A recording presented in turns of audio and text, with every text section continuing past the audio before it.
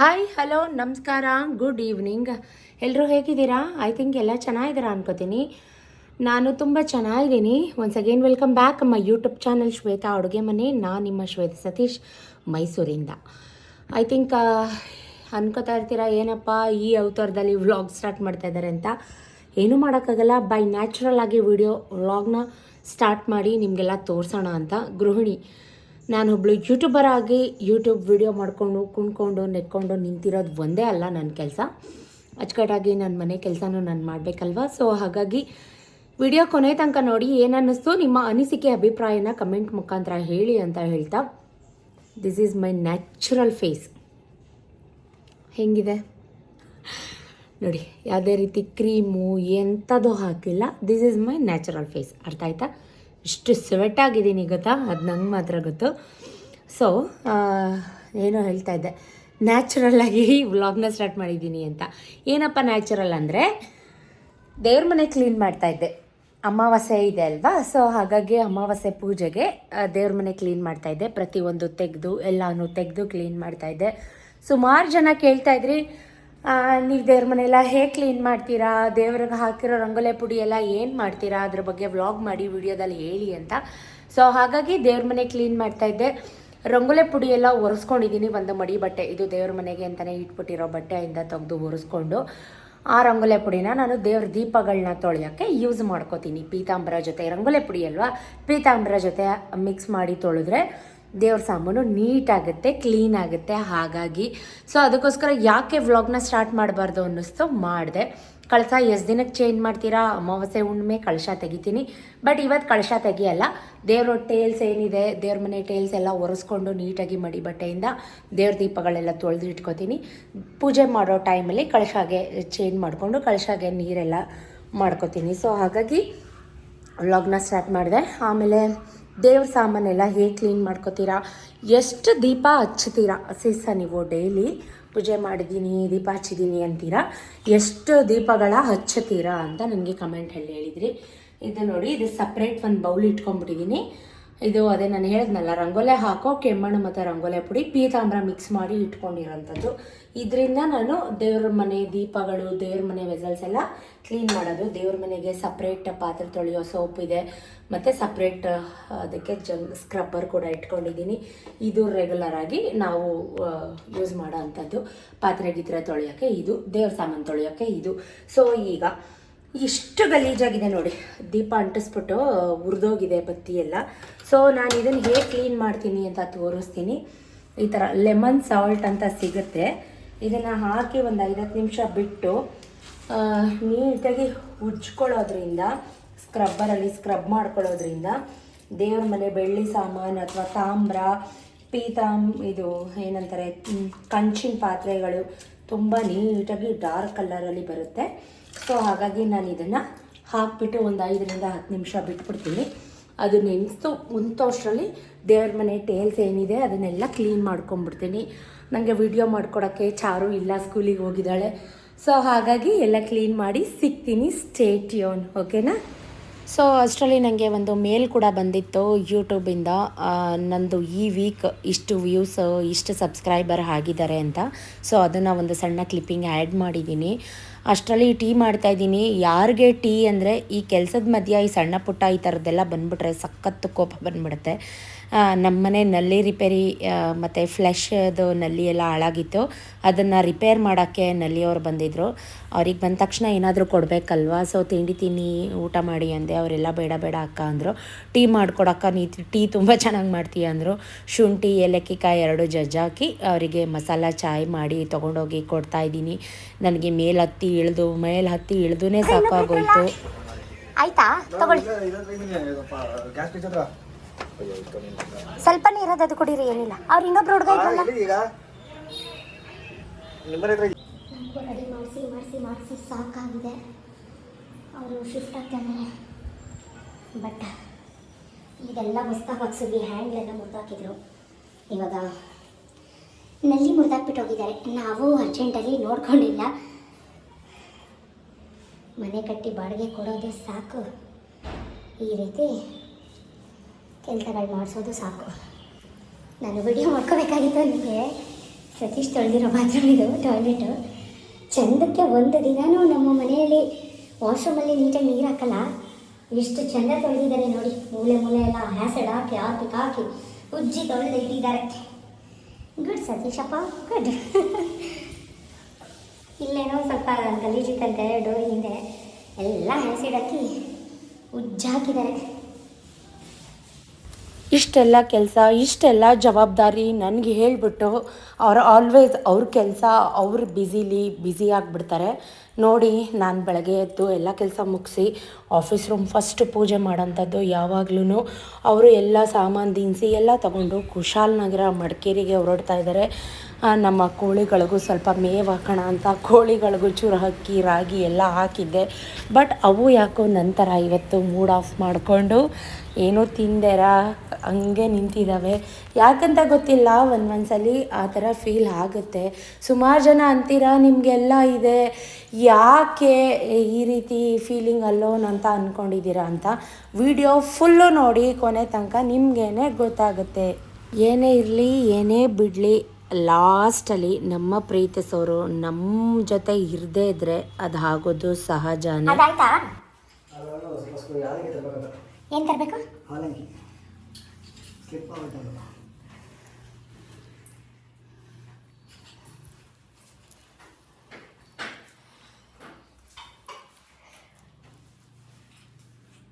ಅದ್ರ ಜೊತೆ ನಮ್ಮನೆ ಸ್ವಲ್ಪ ಬಾತ್ರೂಮ್ ಪೈಪ್ಸ್ ಎಲ್ಲ ಕಟ್ಟಾಗಿತ್ತು, ಲೀಕ್ ಆಗ್ತಿತ್ತು. ಅವ್ರ ಕೆಲಸ ಅವ್ರು ಮಾಡ್ತಿದ್ರು. ಅಷ್ಟರಲ್ಲಿ ನಾನು ಸತೀಶ್ ಬಟ್ಟೆ ವಾಶ್ ಮಾಡಿದ್ದೆಲ್ಲ ಐರನ್ ಮಾಡಿಡೋಣ ಅಂತ ಐರನ್ ಮಾಡ್ತಾಯಿದ್ದೆ. ಇವಾಗ ತೊಗೊಬತ್ತೀರಾ? ತೊಗೊಂಬಂದ್ಬಿಡಿ ಬೇಗ. ಇದಾಯ್ತಾ? ಈ ಬಾತ್ರೂಮ್ ಆಯ್ತಾ? ಈಗ ಜಂಪರ್ ಮತ್ತೆ ಸುತ್ತಿಗೆ ತಂದ್ಬಿಟ್ಟು 2 ಗಂಟೆ ತಂದ್ಬಿಟ್ಟು ನೀಟಾಗಿ ಹೊಡ್ಬಿಟ್ಟು ಹಂಗೆ ಫಿಕ್ಸ್ ಮಾಡ್ಬೇಕು. ತಮ್ಮನಿ ಇಲ್ಲೇ ಇರ್ತೀನಿ. ಹಾಂ, ಆಯ್ತು. ಅವ್ರ ಪಾಡಿಗೆ ಅವ್ರೇನೋ ಐಟಮ್ಸ್ ಬೇಕು ತೊಗೊಂಬಂದು ಮಾಡ್ತೀನಿ ಅಂತ ಹೇಳಿದ್ರು. ಸೊ ನಾನು ಅಷ್ಟರಲ್ಲಿ ಪ್ಯಾಂಟ್ ಎಲ್ಲ ಐರನ್ ಆಯಿತು. ಈಗ ಶರ್ಟ್ ಐರನ್ ಮಾಡೋಣ ಅಂತ ಮಾಡಿದೆ. ಪ್ರತಿಯೊಂದು ಟೈಲ್ಸ್ ಎಲ್ಲ ಸೋಪ್ ಆಯಿಲ್ ಹಾಕ್ಕೊಂಡು ಎಲ್ಲ ಉಜ್ಜಿ ಒರೆಸಿ ಕ್ಲೀನ್ ಮಾಡಿದೆ. ಕಳಶ ಒಂದು ಚೇಂಜ್ ಮಾಡಿಲ್ಲ. ಪೂಜೆ ಮಾಡೋ ಟೈಮಲ್ಲಿ ಕಳಶ ಚೇಂಜ್ ಮಾಡ್ಕೊಂಡ್ರೆ ಆಯಿತು ಅಂತ. ದೇವ್ರ ಮನೆ ಎಲ್ಲ ಕ್ಲೀನ್ ಆಯಿತು. ದೇವ್ರ ಫೋಟೋ ಎಲ್ಲ ಒರೆಸಿ ಗಂಧ ಕುಂಕುಮ ಎಲ್ಲದಕ್ಕೂ ಹಚ್ಚಿ ಎಲ್ಲ ರೆಡಿ ಮಾಡಿ ಎಲ್ಲ ಕ್ಲೀನಾಗಿ ನೆಲ ಎಲ್ಲ ಒರೆಸ್ಕೊಂಡಿದ್ದೀನಿ. ನನ್ನ ಅವಸ್ಥೆ ಅಪ್ಪ, ಈ ಮಳೆ ಒಂದೆರಡು ಹನಿ ಹಾಕಿ ಹೊರಟೋಗ್ಬಿಡುತ್ತೆ. ಇಷ್ಟು ಶೆಕೆ ಫೀಲ್ ಆಗ್ತಾಯಿದೆ. ಇನ್ನು ದೇವ್ರ ಸಾಮಾನು ತೊಳಿಬೇಕು, ಸ್ವಲ್ಪ ಕಾಫಿ ಕುಡಿಬೇಕಂತ ಫೀಲ್ ಆಗ್ತಾಯಿದೆ. ಸಾಂಬಾರು ಮಾಡಬೇಕು, ಚಪಾತಿ ಹಿಟ್ಟು ಕಲಿಸ್ಬೇಕು, ತುಂಬ ಕೆಲಸ ಇದ್ದಾವೆ. ಇಷ್ಟು ಸ್ವೆಟ್ ಆಗಿದ್ದೀನಿ. ಸೊ ಫೈನಲಿ ದೇವ್ರ ಸಾಮಾನೆಲ್ಲ ತೊಳೆದೆ, ಬತ್ತಿ ಹಾಕಿ ಎತ್ತಿಟ್ಬಿಡೋಣ ಅಂತ ಅನ್ನಿಸ್ತಾ ಇದೆ. ನಾನು ತೋರಿಸ್ದಾಗ ನಿಮಗೆ ದೀಪ ಎಲ್ಲ ಎಷ್ಟು ಬ್ಲ್ಯಾಕ್ ಆಗಿತ್ತಲ್ವ. ಸೊ ನೋಡಿ ಇವಾಗ ಎಷ್ಟು ಚೆಂದ ಉಜ್ಜಿ ಎಲ್ಲನೂ ಎಷ್ಟು ಚೆಂದ ಕ್ಲೀನ್ ಮಾಡಿದ್ದೀನಿ ಅಂತ ಅಂದ್ಬಿಟ್ಟು. ಸೊ ಈ ರೀತಿ ಇದೆ. ಈಗ ಫಸ್ಟ್ ಬತ್ತಿ ಹಾಕ್ಬಿಡ್ತೀನಿ. ಸೊ ಫೈನಲಿ ದೀಪ ಎಲ್ಲ ಒರೆಸ್ಕೊಂಡು ಬತ್ತಿ ಎಲ್ಲ ಹಾಕಾಯಿತು. ನಾನು ಯೂಸ್ ಮಾಡೋದು ಈ ಥರ ಕಾಟನ್ ಬತ್ತಿ. ನೀವು ಅಂಗಡೀಲಿ ಕೇಳಿ, ಒಂದು 50 ರೂಪಾಯಿ ಜಾಸ್ತಿ ಆದ್ರೂ ಈ ಥರ ಕಾಟನ್, ಪ್ಯೂರ್ ಕಾಟನಿಂದ ಒಸ್ತಿರೋಂಥ ಬತ್ತಿನೇ ಯೂಸ್ ಮಾಡಿ. ಯಾಕಂದರೆ ಈ ವೈಟ್ ಕಲರ್ ಬತ್ತಿ ಬರುತ್ತಲ್ಲ, ಅದು ಹಾಸ್ಪಿಟ್ಲ್ ಕಾಟನ್ ಅಂತಾರಲ್ಲ, ಆ ಥರ ಕಾಟನಲ್ಲಿ ಯೂಸ್ ಮಾಡೋಂಥ ಬತ್ತಿಗಳು. ಅದನ್ನು ಯೂಸ್ ಮಾಡಬೇಡಿ ದಯವಿಟ್ಟು. ಈ ಥರ ಪ್ಯೂರ್ ಕಾಟನ್, ಇದು ಸ್ವಲ್ಪ ಡೆಲಿಕೇಟೆಡೇ ಆದರೂ ಪರವಾಗಿಲ್ಲ, ನಿಧಾನ ತಾಳ್ಮೆಯಿಂದ ಈ ಥರ ಕಾಟನ್ ಯೂಸ್ ಮಾಡಿ. ನನ್ನ ಸಜೆಷನ್ ಇದು. ದೇವ್ರ ಮನೆಗೆ ಯೂಸ್ ಮಾಡೋಂಥದ್ದು. ಸೊ ಎಲ್ಲನೂ ರೆಡಿ ಮಾಡಿದೆ. ಇದು ಹೊಸ್ಲಿಗೆ ಹಚ್ಚೋಂಥದ್ದು. ಈ ಥರ ರೆಡಿ ಮಾಡಿ ಇಟ್ಕೊಂಡ್ಬಿಟ್ರೆ ನನಗೆ ಅಮಾವಾಸ್ಯೆ ಪೂಜೆ ದಿನಕ್ಕೆ ಯೂಸ್ ಆಗುತ್ತೆ. ಅಂದರೆ ನಾಳೆನೇ ಅಮಾವಾಸ್ಯೆ, ಇನ್ನೇನು 10 ದಿವಸ ಇಲ್ಲ. ಸೊ ಬೆಳಗ್ಗೆಗೆ ಯೂಸ್ ಆಗುತ್ತೆ ಅಂತ ಹೇಳೋಕ್ಕೆ ಇಷ್ಟಪಡ್ತೀನಿ. ಎತ್ತಿಟ್ಬಿಡೋಣ ಬನ್ನಿ. ಅದ್ರ ಜಾಗಕ್ಕೆ ಇಟ್ಬಿಟ್ಟು ದೇವ್ರ ಮನೆ ಕ್ಲೋಸ್ ಮಾಡಿಬಿಡೋಣ. ನಾಳೆ ಬೆಳಗ್ಗೆ ಬೇಗ ಎದ್ದು ಎಲ್ಲ ಕೆಲಸ ಮಾಡಿಕೊಂಡ್ರೆ ಆಯಿತು. ಹಾಲು ಕಾಸಿದೆ. ಮಕ್ಕಳಿಗೆ ಚಾರುಗ ಹಾಲು, ವಿಕ್ಕಿ ಕಾಫಿ ಕುಡಿಯೋಕೆ ಅಡಿಕ್ಟ್ ಆಗಿಬಿಟ್ಟಿದ್ದಾನೆ. ಅವನಿಗೆ ಕಾಫಿ, ನನಗೂ ಸ್ಟ್ರಾಂಗ್ ಕಪ್ ಕಾಫಿ.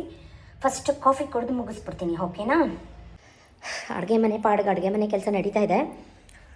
ದಾಲ್ ಮಾಡೋಣ ಅಂತ ಅಂದ್ಕೊಂಡಿದ್ದೀನಿ. ಬೇಳೆ ಕೂಗಕ್ಕೆ ಇಟ್ಟಿದ್ದೀನಿ. ಅಷ್ಟರಲ್ಲಿ ಸ್ಟ್ರಾಂಗಾಗಿ ಕಾಫಿ ಕುಡಿದ್ಬಿಟ್ಟು ತಲೆಗೆಲ್ಲ ಸ್ವಲ್ಪ ಎಣ್ಣೆ ಅಪ್ಲೈ ಮಾಡ್ಕೊಂಬಿಟ್ರೆ ಮಕ್ಕಳು ಬಂದುಬಿಡ್ತಾರೆ ನಿಜ. ಅಷ್ಟರಲ್ಲಿ ನನ್ನ ಕೆಲಸ ಮುಗಿಸೋ ಅಷ್ಟರಲ್ಲಿ ಮಕ್ಕಳು ಬಂದುಬಿಡ್ತಾರೆ. ಅಷ್ಟರಲ್ಲಿ ಒಂದು ದೊಡ್ಡ ಕೊಳಗ ಕಾಫಿ, ಈ ಮೆಟ್ಲು ಇದು ನನ್ನ ಫೇವ್ರೆಟ್ ಸ್ಪಾಟ್. ಇದು ಇಲ್ಲಿ ಕುತ್ಕೊಂಡು ಬೆಳಗ್ಗೆ ಆಗಲಿ ಅಥವಾ ಈ ಥರ ಮಧ್ಯಾಹ್ನ ಸಂಜೆ ಆಗಲಿ ಇಲ್ಲಿ ಕುತ್ಕೊಂಡು ಕಾಫಿ ಕುಡಿದ್ರೆ ಏನೋ ಒಂಥರ ಮನಸ್ಸಿಗೆ ಸಮಾಧಾನ.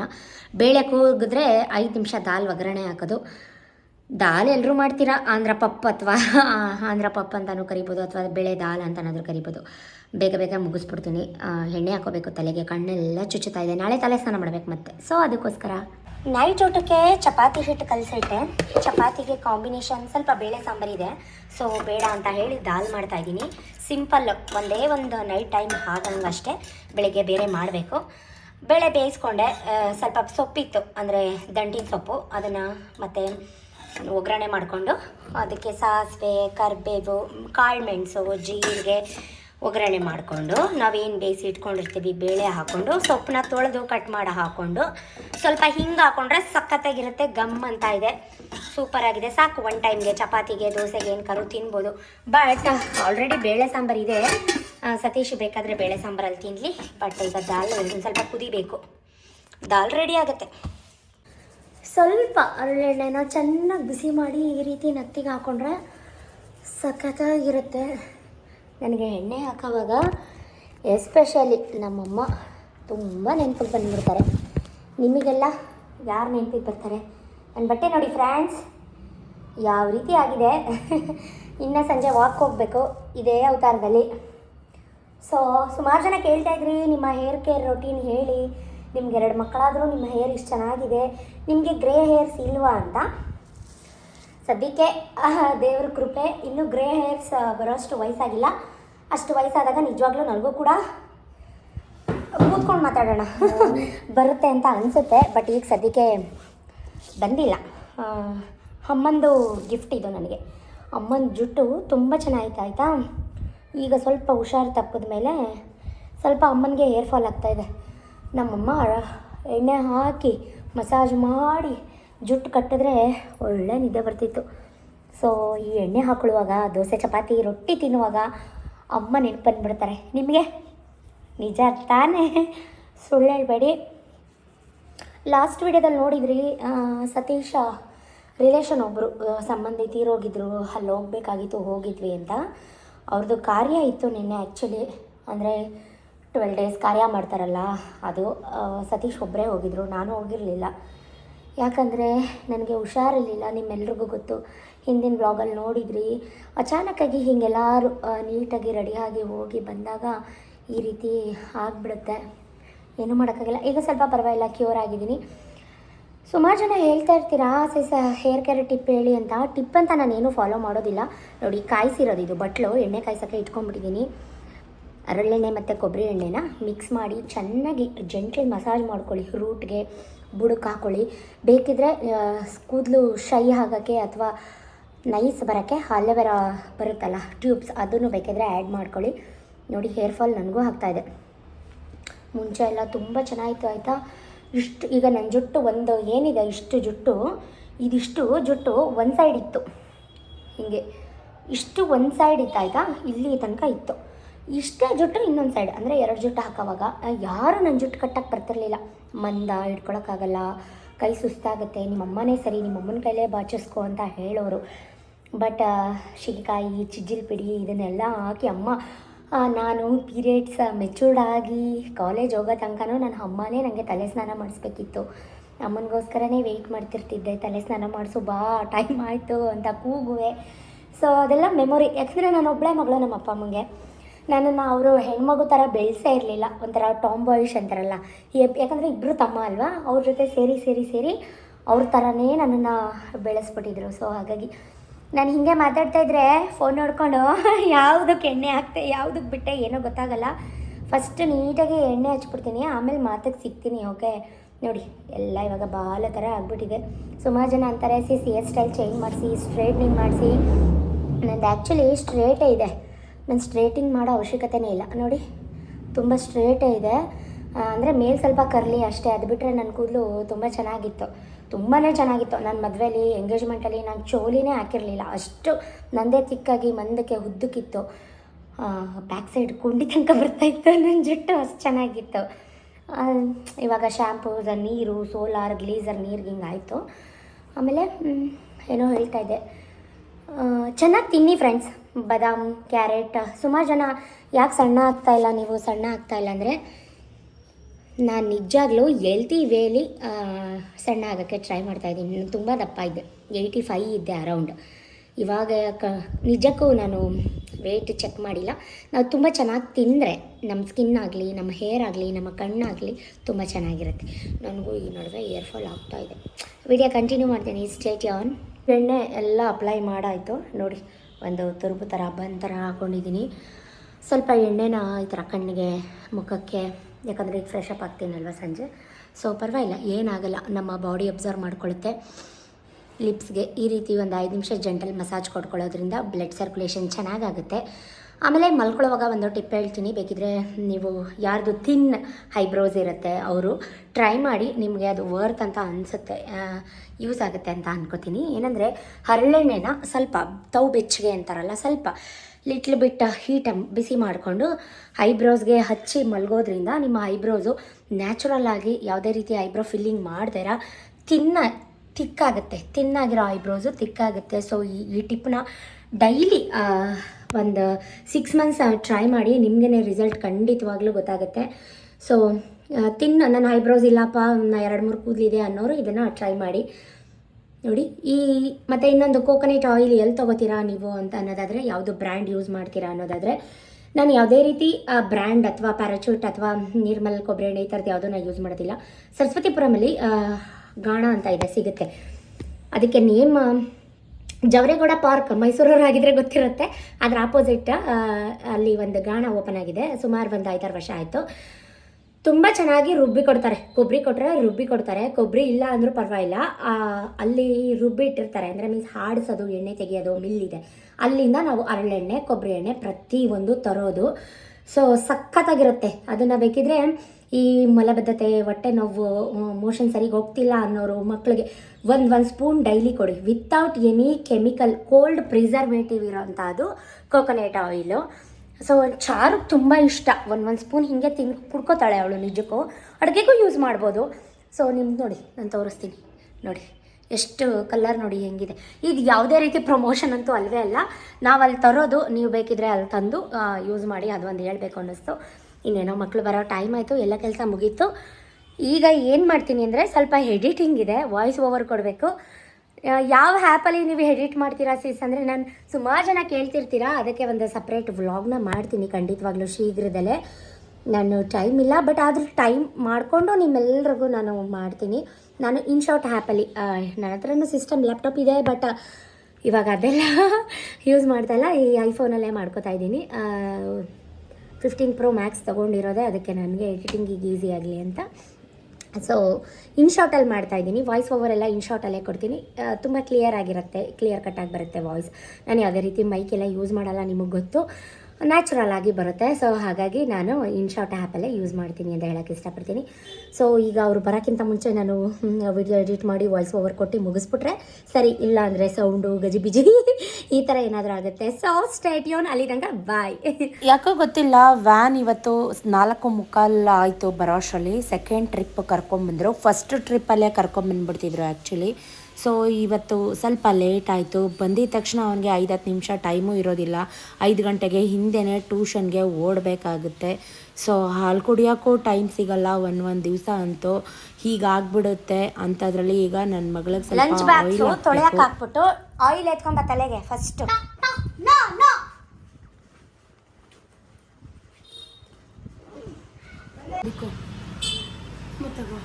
ಬೇಡ ನನಗೆ. ಯಾರ್ದದು ನಿಂದ? ಅದು ನೀ ಕರ್ಕೊಂಬಂದ್ಯಾ? ಮತ್ತೆ ಅಲ್ಲಿ ಬಂದೈತೆ? ಹಾಲು ಕುಡ್ದಾಯ್ತಾ ನಿಂದು?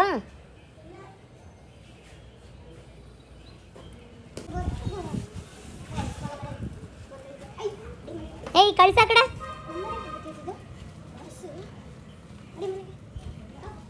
ಕಳ್ಸ ಕಡೆಗೆ.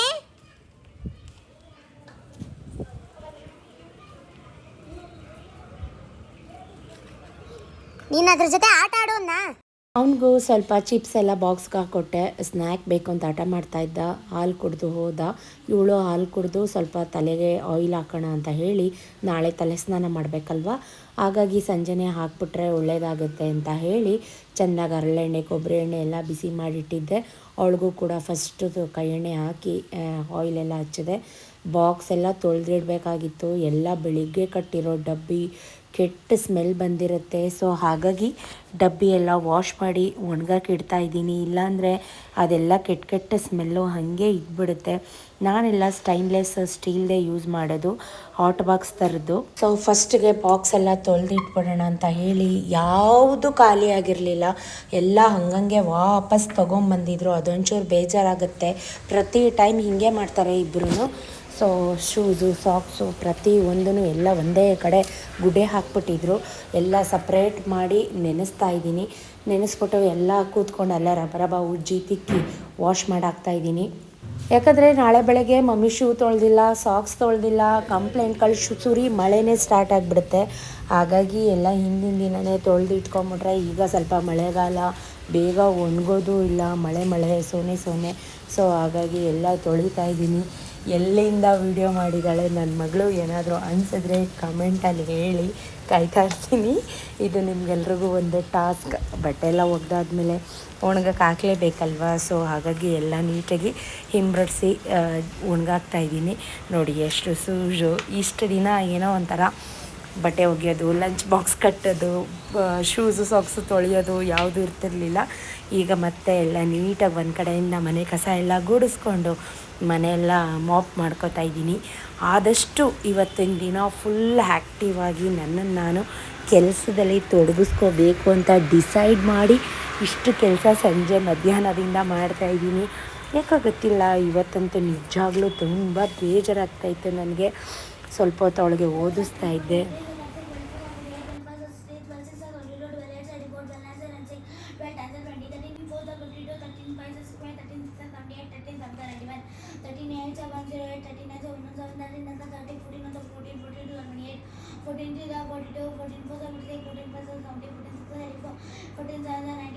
ಹಾಯ್ ಫ್ರೆಂಡ್ಸ್, ಎಲ್ಲ ಕೆಲಸ ಮುಗಿಸಿ ಸಂಜೆ ಮೀನ್ಸ್ ಅಂದರೆ ಫ್ರೆಶ್ ಅಪ್ ಆಗಿ ಮಕ್ಕಳು ಬಂದ ತಕ್ಷಣ ಕೆಲಸ ಸ್ಟಾರ್ಟ್ ಆಗಿಬಿಡುತ್ತೆ.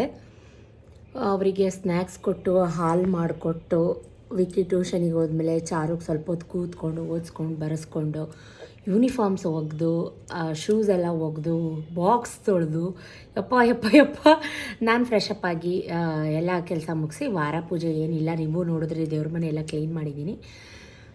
ಸೊ ಸತೀಶ್ ಇಲ್ಲ, ಶುಂಠಿ ಕೊಪ್ಪ ಹೋಗಿದ್ದಾರೆ. ಐ ಥಿಂಕ್ ಅದು ಶುಂಠಿ ಕೊಪ್ಪನೋ ಅಥವಾ ಸೋಮವಾರ ಸಂತೆನೋ ಗೊತ್ತಿಲ್ಲ, ಒಟ್ಟಿನಲ್ಲಿ ಹೋಗಿದ್ದಾರೆ. ಮಡಿಕೇರಿ ಕೆಲಸ ಇದೆ, ಸೊ ಹೋಗಿದ್ದಾರೆ. ಎಷ್ಟೊತ್ತಾಗುತ್ತೋ ಏನೋ ಗೊತ್ತಿಲ್ಲ, ಒಟ್ಟಿನಲ್ಲಿ ಬರ್ತಾರೆ. ನಾನು ಒಬ್ಬಳೇ ಇರಲ್ಲ ಅಂತ ಅವ್ರಿಗೆ ಗೊತ್ತು. ಒಂದು 8-8:30 ತನಕ ಇರ್ತೀನಿ, 9 ಗಂಟೆ ತನಕ ಇರ್ತೀನಿ. ಯಾವ್ದಾರ ಕೆಳಗಡೆ ಹುಡುಗರಿದ್ದರೆ ಏನಿಲ್ಲ, ಇದು ಬಿಡ್ತೀನಿ 11 ಗಂಟೆ ತನಕ. ಬಟ್ ಯಾರೂ ಇಲ್ಲ, ಎಲ್ಲ ಟಿ ಗಾಡಿ ಮಾಡಿಕೊಂಡು ಹೋಗಿದ್ದಾರೆ. ಸೊ ಬೋರಿಂಗ್, ಅದಕ್ಕೆ 1 ಅವರ್ ಹೋಗಿ ವಾಕ್ ಮಾಡ್ಕೊಂಬರೋಣ ಅಂತ ಹೇಳಿ ಮನೇಲಿ ಎಷ್ಟೊತ್ತು ಕೂತ್ಕೊಳ್ಳೋದು, ಎಷ್ಟೊತ್ತು ಫೋನ್ ನೋಡೋದು, ಎಷ್ಟೊತ್ತು ಟಿ ವಿ ನೋಡೋದು. ಸೊ ಹೀಗೆ ಹೋಗಿ ಒಂದು ಫ್ರೆಶ್ ಫೀಲ್ ಆಗುತ್ತೆ. ಹೋಗಿ ಬರ್ತೀನಿ, ವಿಡಿಯೋ ಕಂಟಿನ್ಯೂ ಮಾಡ್ತೀನಿ. ಅಂದ್ಕೊಂಡಷ್ಟು ಈಸಿ ಅಲ್ಲ ಹೌಸ್ ವೈಫ್ಗಳ ಕೆಲಸ. ತಲೆನೋವು ಸ್ಟಾರ್ಟ್ ಆಗಿಬಿಡಿದೆ. ಸೊ ಸ್ಟೇಟ್ ಯೂನ್. ಅರೌಂಡ್ 1 ಅವರ್ ಆಯಿತು. 5:30ಗೆ 5:30 ಐ ಥಿಂಕ್ 5:45 ಆಯಿತು ಬಂದಾಗ. ಈಗ 6:45 ರೇಂಜಲ್ಲಾಗಿದೆ. ಹೋಗ್ತಾ ಇದ್ದೀನಿ ಮನೆಗೆ. ಇನ್ನು 5-10 ಮಿನಿಟ್ಸ್ ಮನೆ ರೀಚ್ ಆಗ್ತೀನಿ. ಸೊ ಏನೋ ಹೇಳ್ತಾ ಇದೆ.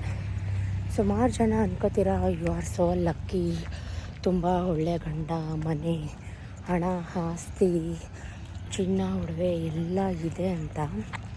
ನಾನು ಒಂದು ಏನು ಹೇಳೋಕ್ಕೆ ಇಷ್ಟಪಡ್ತೀನಿ ಅಂದರೆ, ದೂರದ ಬೆಟ್ಟ ನುಣ್ಣಗೆ. ಅರ್ಧ ಗಂಟೆ ವಿಡಿಯೋ ನೋಡಿ ಒಂದು ಮನುಷ್ಯನ ವ್ಯಕ್ತಿತ್ವನ ದಯವಿಟ್ಟು ಜಡ್ಜ್ ಮಾಡಬೇಡಿ, ಹಳಿಯಾಗಿ ಹೋಗಬೇಡಿ. ನನಗೂ ಕಷ್ಟ ಇದೆ, ನೋವಿದೆ, ದುಃಖ ಇದೆ. ಅದನ್ನು ಬಾಯಲ್ಲಿ ಹೇಳಿದ್ರೆ ನಿಮ್ಗೆ ಅರ್ಥ ಆಗಲ್ಲ. ಯಾಕೆ ಸೆಸ್ ಹಿಂಗೆ ಹೇಳ್ತಾ ಇದ್ದೀರಾ, ಎಲ್ಲ ಇದೆ, ನಿಮ್ಗೇನು ಕಮ್ಮಿ ಅಂತ ಅನ್ಬೋದು. ನೀವು ಅನ್ಕೋತೀರಾ ಎಷ್ಟೋ ಜನ. ರೋಡಲ್ಲಿ ಬೇಡ, ಮನೆಗೆ ಹೋಗಿ ಕಂಟಿನ್ಯೂ ಮಾಡ್ತೀನಿ. ಓಕೆ, ಮನೆಗೆ ಬಂದಿದ್ದಾಯಿತು. ಏನು ಕುಡಿಬೇಕು ತಿನ್ನಬೇಕು ಅಂತ ಅನ್ನಿಸ್ತಾ ಇಲ್ಲ. ವಿಕಾಸ್ ಇನ್ನೂ ಬಂದಿಲ್ಲ, ಟ್ಯೂಷನಿಗೆ ಹೋಗಿದ್ದಾನೆ. ಸೊ ಚಾರು ಆಟ ಆಡ್ತಾ ಇದ್ದಾಳೆ. ಮಮ್ಮಿ ಸ್ವಲ್ಪ ಹೊತ್ತು ಆಟ ಆಡಿ ಬರ್ತೀನಿ ಅಂತಂದ್ಲು, ಯಾಕಂದರೆ ಅವಳದು ಓದಿದ್ದು ಬರೆದಿದ್ದೆಲ್ಲ ಆಯ್ತಲ್ಲ, ಅದಕ್ಕೆ ಏನೋ ಮನೆಗೆ ಹೋಗಿ ಮಾತಾಡ್ತೀನಿ ಅಂದೆ. ಏನು ಅಂದರೆ ಸುಮಾರು ಜನ ನನಗೆ ತುಂಬ ಆ್ಯಟಿಟ್ಯೂಡ್, ತುಂಬ ಇದು ದುರಹಂಕಾರ, ತುಂಬ ಕೊಬ್ಬು, ಈ ಥರ ಎಲ್ಲ ತಪ್ಪು ತಿಳ್ಕೊಂಡಿದ್ದೀರ. ದಯವಿಟ್ಟು ನಾನು ಆ ಥರ ಅಲ್ಲ. ಸ್ಟ್ರೇಟಾಗಿ ಬಡಬಡ ಅಂತ ಮುಖ ಕೊಡ್ದಂಗೆ ಮಾತಾಡ್ತೀನಿ. ಅದು ಬಿಟ್ಟರೆ ನನ್ನ ಮನಸ್ಸಲ್ಲಿ ಕಲ್ಮಶ ಅನ್ನೋದು ಯಾವುದು ಒಂದಿಷ್ಟು ದಿನ ಕೂಡ ನನ್ನ ಮನಸ್ಸಲ್ಲಿ ಇಟ್ಕೊಳ್ಳಲ್ಲ. ಏನಪ್ಪ ಅಂದರೆ ಸುಮ್ಮನೆ ಒಬ್ಬಳೇ ಬೇಜಾರಾಗ್ತಾಯಿದೆ. ಸೊ ಅದಕ್ಕೋಸ್ಕರ ಸತೀಶ್ ಇಲ್ಲ. ಸುಮಾರು ಜನ ಅಂದಿದ್ದೀರ ನನಗೆ ಕಮೆಂಟಲ್ಲಿ, ಸತೀಶ್ ಅಂತ ಅಣ್ಣ ತುಂಬ ದೇವರಂಥವ್ರು. ನಿಜ, ಅವ್ರು ಹಾಗೆ ಇರೋದು. ಬಟ್ ತುಂಬ ಅಂದರೆ ನನಗೂ ಅವ್ರಿಗೂ 15 ಇಯರ್ಸ್ ಏಜ್ ಗ್ಯಾಪ್ ಇದೆ. ಅದು ನಿಮ್ಮೆಲ್ರಿಗೂ ಗೊತ್ತು, ಸುಮಾರು ಸಲ ಹೇಳಿದ್ದೀನಿ. ಈ ರಿಲೇಷನ್ಶಿಪ್, ಹಸ್ಬೆಂಡ್ ವೈಫ್ ರಿಲೇಷನ್ಶಿಪ್ ಅಂತ ಬಂದಾಗ ಏಜ್ ಅನ್ನೋದು ತುಂಬ ಮ್ಯಾಟ್ರ್ ಆಗುತ್ತೆ. ಯಾಕಂದರೆ ನಾವು ಇವತ್ತಿನ ದಿನ ಈ ಕ್ಷಣ ನೋಡ್ತೀವಿ, ಅವರು ಒಂದು ತುಂಬಾ ಫಾರ್ವರ್ಡಾಗಿ ಒಂದು 10 ವರ್ಷ 15 ವರ್ಷ ಮುಂದದ ಯೋಚನೆ ಮಾಡ್ತಾರೆ. ಅಲ್ಲಿ ತನಕ ಯಾರು ಬದುಕಿರ್ತೀವೋ ಸತ್ತೋಗ್ತೀವೋ ನಿಜಕ್ಕೂ ನನಗಂತೂ ಗೊತ್ತಿಲ್ಲ. ಇರಬೇಕು ಫ್ಯೂಚರ್ ಪ್ಲ್ಯಾನ್ ಅನ್ನೋದು ಇರಬೇಕು. ಹಂಗಂತ ಅಂದ್ಬಿಟ್ಟು ಫ್ಯೂಚರ್ ಪ್ಲ್ಯಾನ್ಗೋಸ್ಕರ ನಾವು ಇವತ್ತಿನ ಖುಷಿನ, ಇವತ್ತಿನ ದಿನನ ಸ್ಪಾಯ್ಲ್ ಮಾಡ್ಕೊಳ್ಳೋದು ಎಷ್ಟು ಸರಿ ನೀವೇ ಹೇಳಿ. ನಂಗೆ ಈ ಥರ ಎಲ್ಲ ಶೇರ್ ಮಾಡ್ಕೋಬೇಕು, ತುಂಬ ಫೀಲಿಂಗ್ಸ್ ಇದೆ ಫ್ರೆಂಡ್ಸ್. ನನಗೆ ಬಡಬಡ ಅಂತ ಖುಷಿಯಿಂದ ಮಾತಾಡ್ಕೋಬೋದು. But every smiling faces are not happy in inner face ಅಂತ ಒಂದು ವರ್ಡೇ ಇದೆ. ಆ ಲೈನ್ ನನಗೆ ತುಂಬ ಸೂಟ್ ಆಗುತ್ತೆ. ಅದಕ್ಕೆ ಹೇಳಿದ್ದು ದೂರದ ಬೆಟ್ಟ ನುಣ್ಣಗೆ ಅಂತ. ಅವರು ಫ್ಯೂಚರ್ ಬಗ್ಗೆ ತುಂಬ ಕನಸು ಕಟ್ಟಿದ್ದಾರೆ. ಅಜ್ಜಿ ತಾತ ಆದಮೇಲೆ ಹಂಗಿರಬೇಕು ಹಿಂಗಿರಬೇಕು ಅಂತೆಲ್ಲ ಮಾತಾಡ್ತಿರ್ತಾರೆ. ಬಟ್ ಈಗ ಅಟ್ ಪ್ರೆಸೆಂಟ್ ಹೆಂಗಿರಬೇಕು ನಾವು, ಅದು ನನಗೂ ಗೊತ್ತು. ಅವ್ರಿಗೆ ವರ್ಕ್ ಪ್ರೆಷರ್, ಕೆಲಸ ಅಂತ. ಬಟ್ ಆದರೂ ಫ್ಯಾಮಿಲಿಗೆ, ಎಸ್ಪೆಷಲಿ ಹೆಂಡ್ತಿಗೆ ಟೈಮ್ ಕೊಡಬೇಕಲ್ವಾ. ಅದು ಫಸ್ಟ್ ನನಗೆ ಬೇಜಾರು. ತುಂಬ ವರ್ಷಗಳಿಂದ ನನಗೆ ಅದೊಂದು ಕಂಪ್ಲೇಂಟ್ ಅವ್ರ ಮೇಲೆ. ಊಟ ಇಲ್ಲ ಅಂದರೂ ಇದ್ದುಬಿಡ್ತೀನಿ, ನಿದ್ದೆ ಇಲ್ಲ ಅಂದರೂ ಇದ್ದುಬಿಡ್ತೀನಿ, ಏನಿಲ್ಲ ಅಂದರೂ ಇದ್ದುಬಿಡ್ತೀನಿ. ಅವ್ರು ನನ್ನ ಹತ್ರ ಮಾತಾಡಿಲ್ಲ ಅಂದರೂ ಪರವಾಗಿಲ್ಲ, ಕೆಳಗಡೆ ಇರಬೇಕು, ನಮ್ಮ ಮನೇಲಿ ಇರಬೇಕು, ಅವ್ರ ಪ್ರೆಸೆನ್ಸ್ ಇರಬೇಕು ನನಗೆ. ಅವ್ರ ಸೌಂಡ್ ನನಗೆ ಕಿವಿ ಕೇಳಿಸ್ತಾ ಇರಬೇಕು. ಕೆಳಗಡೆ ಗೋಡೌನಲ್ಲಿ ಯಾವಾಗಲೂ ಕೂಗಾಡೋದು ಮಾತಾಡೋದು ಇರುತ್ತಲ್ಲ, ಆ ಥರ ಇರಬೇಕು. ಹುಡುಗರ ಹತ್ರ ಅಂತೂ ತುಂಬ ಲವ್ಲಿಯಾಗಿ ತುಂಬ ಕಾಮಿಡಿ ಮಾಡ್ಕೊಂಡು ಮಾತಾಡ್ತಿರ್ತಾರೆ. ಆ ಸೌಂಡ್ ಕೇಳಿಸ್ತಾ ಇರಬೇಕು ನನಗೆ. ಇಲ್ಲ ಅಂದರೆ ಏನೋ ಕಳ್ಕೊಂಡಿದ್ದೀನೇನೋ, ಏನೋ ಮಿಸ್ಮರೈಸ್ ಆಗ್ತಾಯಿದೆ, ಏನೋ ಮಿಸ್ ಮಾಡ್ಕೋತಾ ಇದ್ದೀನಿ ಅಂತ ಫೀಲ್ ಆಗಿಬಿಡುತ್ತೆ ನನಗೆ. ಆದಷ್ಟು ಇವತ್ತು ಮಧ್ಯಾಹ್ನದಿಂದ ವ್ಲಾಗ್ ನೋಡ್ತಾ ಇದ್ದೀರಾ, ಮಧ್ಯಾಹ್ನದಿಂದ ವಿಡಿಯೋ ಕಂಟಿನ್ಯೂ ಮಾಡ್ತಾಯಿದ್ದೀನಿ. ನನ್ನಲ್ಲಿ ನಾನು ಪ್ರೆಸೆನ್ಸ್ ಆಗಿರಬೇಕು, ಆ್ಯಕ್ಟಿವ್ ಆಗಿರಬೇಕು ಅಂತ ಏನಾದರೂ ಒಂದು ಹುಡ್ಕೊಂಡು ಕೆಲಸ ಮಾಡಿದ್ದೀನಿ. ಆದರೂ ಅವ್ರನ್ನ ತುಂಬ ಮಿಸ್ ಮಾಡ್ಕೋತೀನಿ. ಬಟ್ ಅದು ಅವ್ರಿಗೆ ಹಂಗೆ ಅನಿಸಲ್ಲ. ಯಾಕಂದರೆ ಅವ್ರಿಗೆ ಹುಡುಗರು ಇರ್ತಾರೆ, ಕೆಲಸ ಇರುತ್ತೆ, ಅವ್ರು ಅದರಲ್ಲಿ ಮೈಂಡೆಲ್ಲ ಅದರಲ್ಲಿ ತುಂಬೋಗಿರುತ್ತೆ. ಅವ್ರು ಮಾಡ್ತಾ ಇರೋದು ನಮಗೇನೆ, ನಾವು ಚೆನ್ನಾಗಿರಲಿ ಅಂತ. ಬಟ್ ನಾವಿಷ್ಟು ಬ್ಯುಸಿಯಾಗಿರೋದನ್ನ ಕೇಳಿಲ್ಲ ಅಲ್ವಾ. ಹೆಂಡತಿ ಮಕ್ಳಿಗೂ ಟೈಮ್ ಕೊಡಬೇಕು, ಹೆಂಡತಿ ಮಕ್ಳ ಜೊತೆ ಸ್ಪೆಂಡ್ ಮಾಡಬೇಕು ಟೈಮ್ನ. ಇದು ನನ್ನ ಕಂಪ್ಲೇಂಟ್. ಸೊ ಎಷ್ಟೊತ್ತಿಗೆ ಬರ್ತಾರೋ ಗೊತ್ತಿಲ್ಲ. ತುಂಬ ಬೋರು, ನೆನೆಸ್ಕೊಂಬಿಟ್ರೆ ಅಳುನೇ ಬಂದ್ಬಿಡುತ್ತೆ ನನಗೆ ನೋಡಿ. ತುಂಬ ಬೇಜಾರಾಗುತ್ತೆ ಫ್ರೆಂಡ್ಸ್. ಈ ಥರ ಎಲ್ಲ ಈಗ ಫೋನ್ ಮಾಡಿ ಮಾತಾಡೋಕ್ಕೆ ಅಪ್ಪ ಅಮ್ಮ ಹತ್ರ ಮಾತಾಡ್ತೀನಿ. ಬಿಟ್ಟರೆ ಈಗ ಅಕ್ಕ ತಂಗಿ ಇದ್ದಿದ್ರೆ ಅವ್ರ ಹತ್ರ ಈ ಥರದ್ದೆಲ್ಲ ಶೇರ್ ಮಾಡ್ಕೊಬೋದಾಗಿತ್ತು. ಸೊ ಅದು ಬಂದೇ ಬೇಜಾರು. ಓಕೆ, ನನ್ನ ಮೈಂಡಲ್ಲಿ ಓಡ್ತಾ ಇದ್ದಿದ್ದು ಒಂದೇ, ಇವತ್ತು ನೈಟ್ ಬೇಗ ಹೋಗ್ಬಿಡ್ಲಿ ಅಂತ.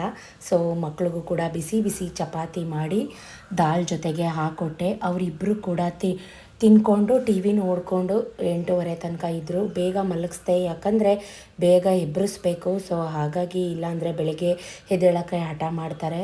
8:30 ಆಯಿತು. ಸೊ ನಾನು ಕೂಡ 11:30 ತನಕ ವೆಯ್ಟ್ ಮಾಡ್ತಿದ್ದೆ ಸತೀಶ್ ಬರಲಿ ಅಂತ. ಬಟ್ ಇವತ್ತು ಅವ್ರು ಬರಲ್ಲ ಇಷ್ಟು ಬೇಗ ಅಂತ ಗೊತ್ತಲ್ವ. ನಾನು ಕೂಡ ಬಿಸಿ ಬಿಸಿ ಮಕ್ಕಳು ಮಲ್ಕೊಂಡಿದ್ದ ತಕ್ಷಣ ಚಪಾತಿ ಹಾಕ್ಕೊಂಡು ತಿನ್ಕೊಂಡು ಅಡುಗೆ ಮನೆ ಎಲ್ಲ ಕ್ಲೀನ್ ಮಾಡಿ ಅವ್ರಿಗೂ ಕೂಡ ಚಪಾತಿ ಹಾಕಿಟ್ಟಿದ್ದೀನಿ. ಯಾಕಂದರೆ ಅವರು ಹೊರಗಡೆ ತಿನ್ನೋದಿಲ್ಲ. 12:30, 1:30, 2 ಗಂಟೆಗೆ ಬರಲಿ ಮನೇಲೇ ತಿನ್ನೋಂಥದ್ದು. ಸಿಂಕೆಲ್ಲ ಒರೆಸ್ಬೇಕಾಗಿತ್ತು. ಎಲ್ಲ ಪಾತ್ರೆ ತೊಳೆದಿಟ್ಟು ಆಟ್ ಬಾಕ್ಸಲ್ಲಿ ಅವ್ರಿಗೋಸ್ಕರ ಚಪಾತಿ ಕೂಡ ವೇಯ್ಟಿಂಗ್. ವಾಚಿಂಗ್. ಇದಾಗಿತ್ತು complete vlog. So thank you for watching, keep supporting me. ಈ ವ್ಲಾಗ್ ಏನು ಅನ್ನಿಸ್ತು ಕಮೆಂಟಲ್ಲಿ ಹೇಳಿ, ಕಾಯ್ತಾ ಇರ್ತೀನಿ. ಎಲ್ಲ ಬಿಸಿ ಮಾಡಿ ಬಿಸಿನೀರು ಕೂಡ ಕಾಯಿಸಿಟ್ಟೆ. ಕೊನೆ ಲಾಸ್ಟಿಗೆ ನಾನೇನು ಹೇಳೋದು, ಲವ್ ಮೈ ಹಸ್ಬೆಂಡ್, ಅವರು ನನ್ನ ಜೊತೆಗೆ ಯಾವಾಗಲೂ ಇರಬೇಕು ಅಷ್ಟೇ. Thank you.